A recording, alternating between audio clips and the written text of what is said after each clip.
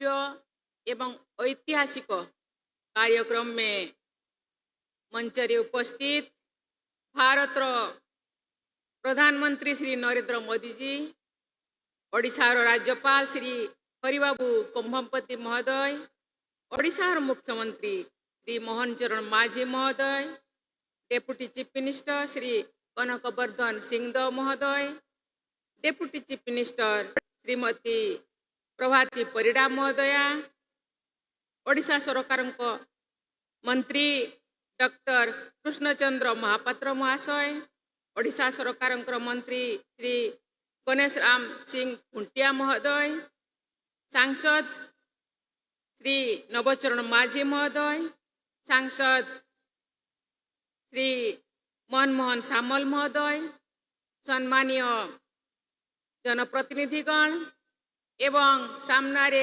उपस्थित थिबा ए अंचल आवाड़ वृद्ध बनिता समस्त को नमस्कार, जोहार, जय जगन्नाथ, हिरल महारांग गुरु।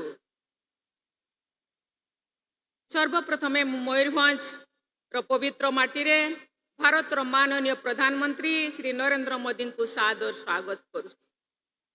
से आज आम गाँ पहाड़पुर होई एठाकू आछन। सेठारे से आदिवासी मानकर पवित्र पूजास्थल गोसाणी पीठ जाहेर थान जाइथिले। मु तांको आम गाँव रो ए सब परिवेश परिदर्शन करेबार उद्देश्य मु जाने से आदिवासी मानक गहण रे बहुत कार्यक्रम कइछन, किंतु ए अंचल आदिवासी किपरि प्रकृतिर पूजा पुजारी एवं ए पंचतत्वर पुजारी से विषय को मु तांको अवगत करेवा को ए अंचल रे परिदर्शन करिया पई मु तांको नेइथिली। एसएलएस ट्रस्ट रे अध्ययनरत छात्र छात्री मानक सहित भाव विनिमय से करिथिले। प्रधानमंत्री भावरे पहाड़पुर और रायरंगपुर अंचल को मोदी जी ये प्रथम आगमन।